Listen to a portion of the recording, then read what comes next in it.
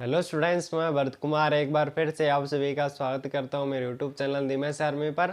और आज की वीडियो में हम हमारी क्लास 8 मैथ्स के प्रश्नावली कौन सी 7.2 को हल करने वाले हैं। एक्सरसाइज 7.2 को आज की वीडियो में हम सॉल्व करने वाले हैं। तो आज की वीडियो का हमारा दूसरा प्रश्न क्या है कि एक टेलीविज़न का मूल्य कितना है, 13,000 है। इस पर 12% की दर से बिक्री कर वसूला जाता है। यदि विनोद इस टेलीविज़न को खरीदता है तो उसके द्वारा भुगतान की जाने वाली राशि ज्ञात कीजिए।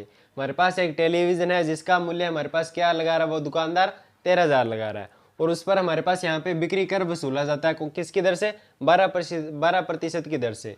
पहले तो आपको ये पता होना चाहिए कि बिक्री कर क्या होता है, सेल्स टैक्स क्या होता है। ठीक है, तो आप पहले सेल्स टैक्स को समझ लीजिए, बिक्री कर को समझ लीजिए। तो बिक्री कर क्या होता है, बिक्री कर हमारे पास सरकार द्वारा वसूला जाता है। बिक्री कर सरकार द्वारा वसूला जाता है, लेकिन हमसे ये कौन लेता है, हमसे दुकानदार ये वसूल करता है। दुकानदार हमारे पास यहाँ पे जो उसका उस वस्तुओं का एक्चुअल मूल्य होता है उस पर बिक्री कर को ऐड कर देता है, वो हमसे लेके सरकार को दे देता है। ठीक है, इस प्रकार से तो यह होता है बिक्री कर, सेल्स टैक्स। तो हमें यहाँ पे दिया गया है कि टेलीविज़न का मूल्य 13,000 है और इस पर 12% की दर से बिक्री कर दिया गया। ठीक है, मतलब कि हमें यहाँ पे कुछ ज़्यादा मूल्य देना पड़ेगा और वो कितना मूल्य देना पड़ेगा वही हमें यहाँ पे पूछा गया है। मतलब कि भुगतान की जाने वाली राशि ज्ञात कीजिए।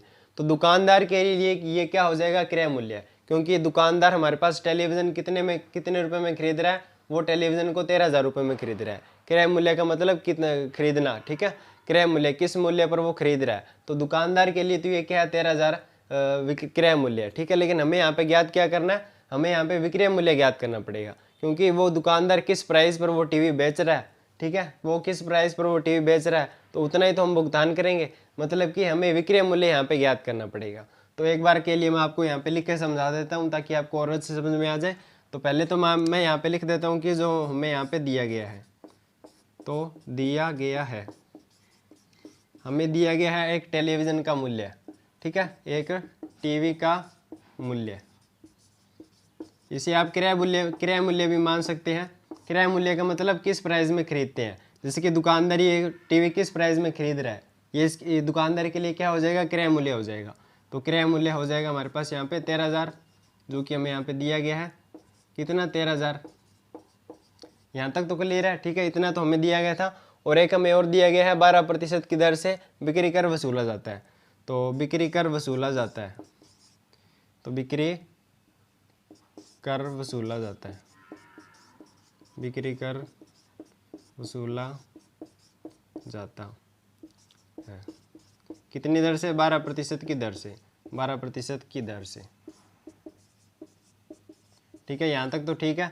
अब हमें यहाँ पे याद करना, क्या करना पड़ेगा कि विनोद उस टेलीविज़न को खरीदता है तो उसके द्वारा भुगतान की जाने वाली राशि, मतलब कि वो दुकानदार किस प्राइस में वो टीवी बेच रहा है, वो दुकानदार किस प्राइस में टीवी बेच रहा है, मतलब कि हमें यहाँ पे विक्रय मूल्य ज्ञात करना पड़ेगा। तो यहाँ पे हमें बिक्री करके हमें यहाँ पे दर दी गई है कितनी, 12%।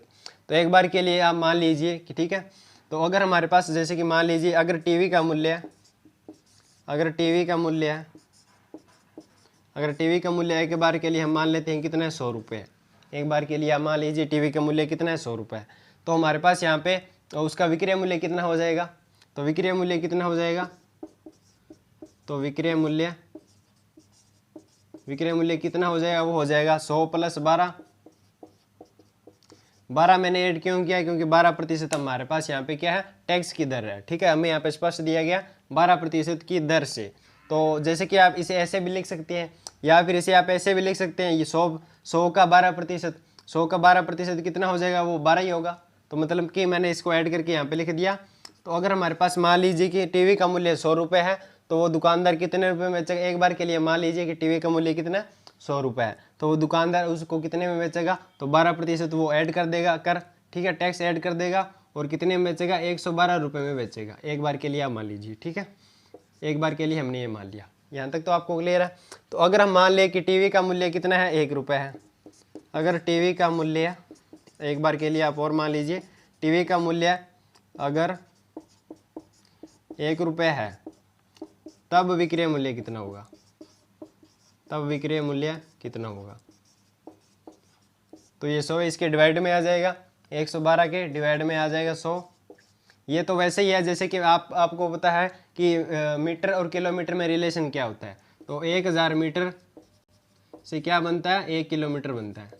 तो अगर मैं आपसे ये पूछूं कि 1 मीटर में कितने किलोमीटर होते हैं, 1 मीटर में कितने किलोमीटर होते हैं, तो एक हमारे पास यहाँ पे है और ये 1000 यहाँ पे क्या आ जाता है, डिवाइड में आ जाता है।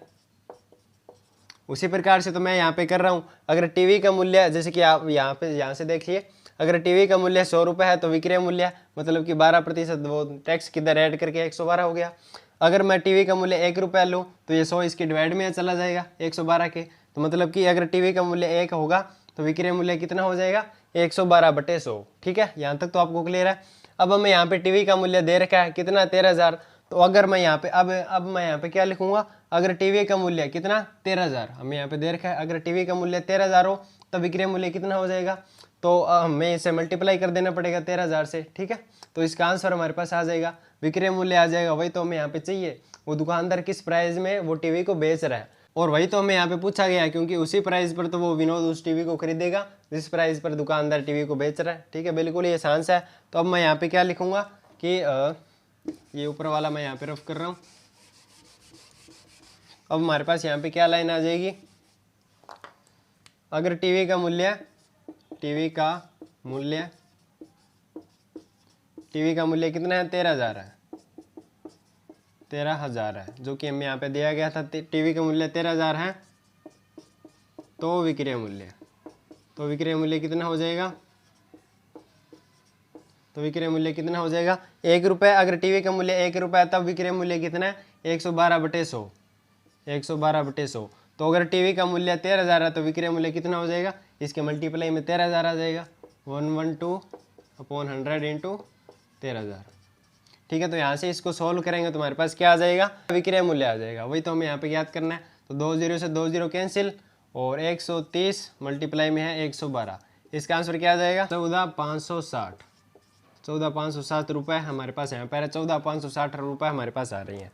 तो आप पहले ही समझ लीजिए कि मैंने यहाँ पे किया। ठीक है, हमें यहाँ पे दे रखा था कि एक टेलीविज़न का मूल्य 13,000, मतलब कि ये टेलीविज़न का मूल्य दुकानदार के लिए क्या है, क्रय मूल्य है।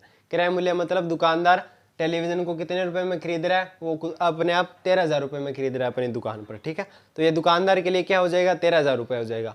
तो उसका विक्रय मूल्य कितना होगा, तो वो विक्रय मूल्य 12% को ऐड करने पर हमारे पास आएगा, क्योंकि 12% क्या है, बिक्री कर रहा है, 12% क्या टैक्स लग रहा है, एक प्रकार से आप ये समझ लीजिए।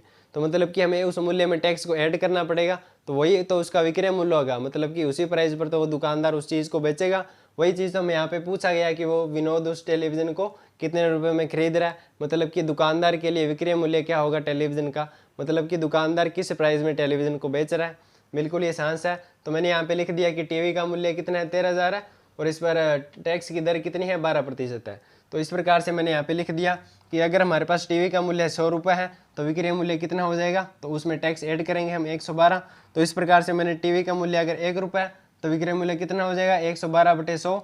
और अगर टीवी का मूल्य 13,000 हो, जो कि हमें यहाँ पे दे रखा था, तो अगर टीवी का मूल्य 13,000 है तो विक्रय मूल्य कितना हो जाएगा, 112/100 इंटू 13,000। ठीक है, क्योंकि 1 रुपये के लिए तो कितना है, 112/100, तो 13,000 के लिए कितना हो जाएगा, मल्टीप्लाई में 13,000।